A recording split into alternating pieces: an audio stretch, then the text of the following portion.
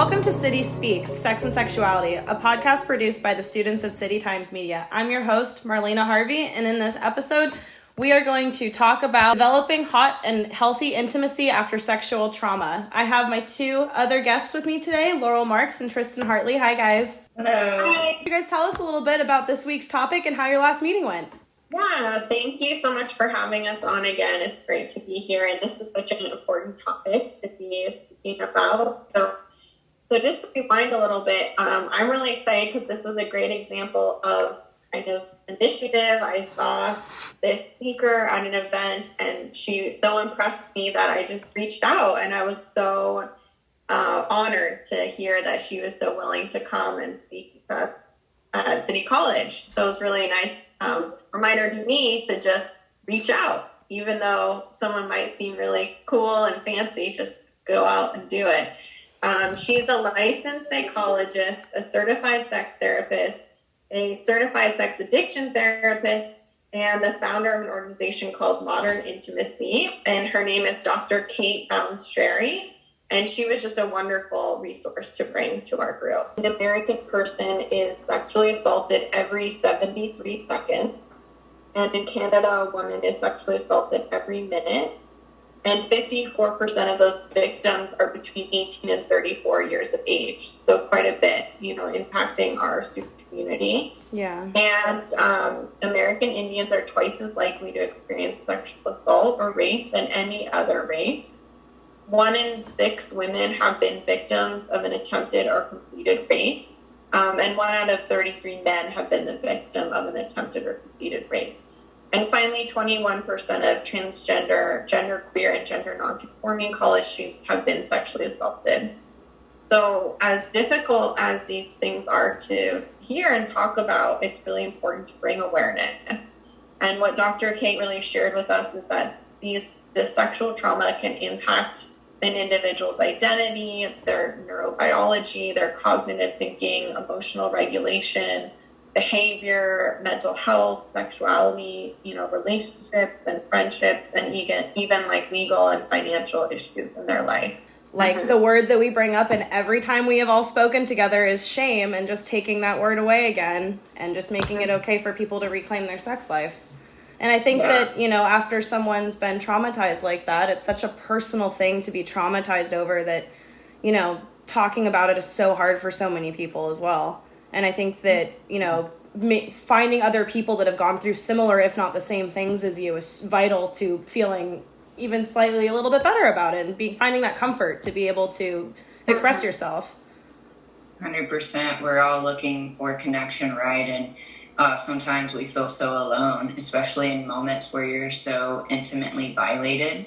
And, sometimes we kind of lack the language for aftercare of this, and how do we take care of ourselves, and how do we begin to love on ourselves again after this is really kind of an act of violence, sexual violence has occurred to you, right?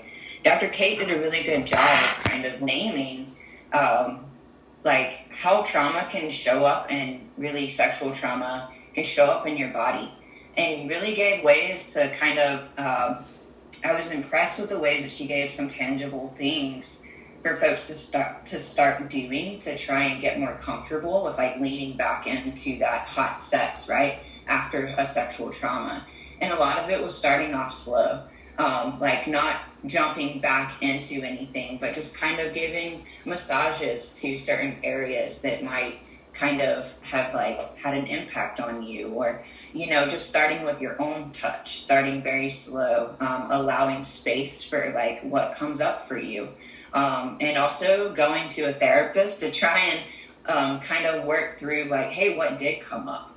And I thought it was really great to just name that trauma does exist not only mentally, but physically as well. Mm-hmm. And sometimes our body manifests things. And that was one of the most powerful things that came about it.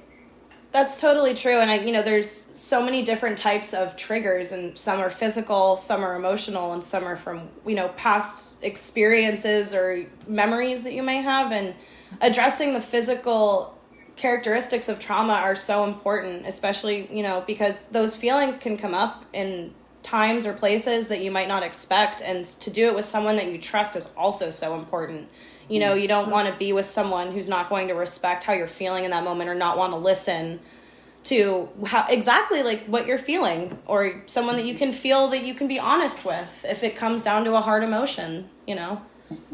So yeah, what I appreciated that Dr. Kate talked about too is, you know, every survivor is unique and everyone's experience is unique, but there are these common and what we call protective factors.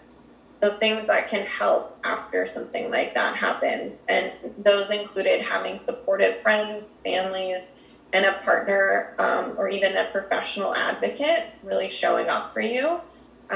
Also having trauma-informed professionals, so therapists and doctors and everyone that is trauma-informed and aware of how to kind of support people in that space. Having positive self-perceptions before the trauma, so that can help. And then staying mindful in the present moment. Really importantly, what I really appreciate her emphasizing was refraining from blaming the self, which is such a key part of it, and then adapting stress management skills. So just kind of being aware that things are going to feel different, and how do you adapt maybe some of the skills that helped you before that incident to support you after. Totally. And talking to trauma-trained individuals is also really important, because I think, you know, when you're recovering from something that's trauma-based versus not trauma-based, your reactions are completely different, and people who haven't necessarily been through trauma or been trained in trauma don't realize those reactions and can't pick them out. Dr. Kate really broke down the healing journey into these 3 parts, like you're saying, you know, within the self. So first step, you know, is that immediate care, making sure there's safety, adjusting back to daily life, kind of this long-term reorganization of your relationship just with the world and everything.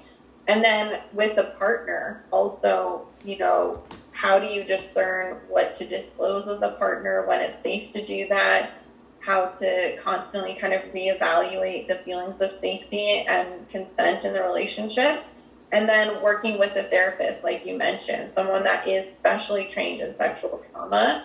And so it's a collaborative process where you really feel like you have a voice.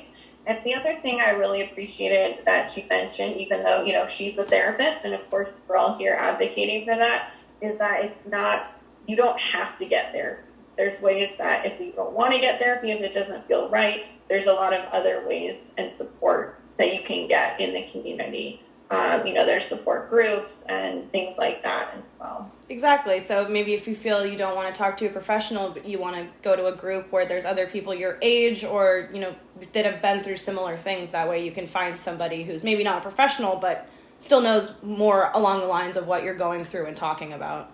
What came up for me was just an appreciation of having that solution part, or that next step, because for me, you know, I hear a lot of times what the issue is and how it's impacting us, which is important to talk about and so vital, but it's often almost like overlooked to talk about. And now what, right? There has been sexual trauma, and now what? And so I appreciated her really tangible ideas around, you know, what she called these 6 steps to hot sex after sexual trauma. And it was starting with education, then it went into permission, safety, communication, attunement, and pleasure. And she really broke down those things, which I appreciated. Yeah, I would totally agree. I think one of the great things from that kind of part of it too was the tangibleness of what can we do. One thing for me was something I actually looked into afterwards is meditation for sexuality. And it actually is it was really a cool idea of Headspace has a whole thing which we give for free. So just like to plug that out, if people need Headspace, like let us know, because we have some that we can give to students. Thank you so much for being here, guys, and thanks for listening to this edition of City Speaks. Thank you. Thank you.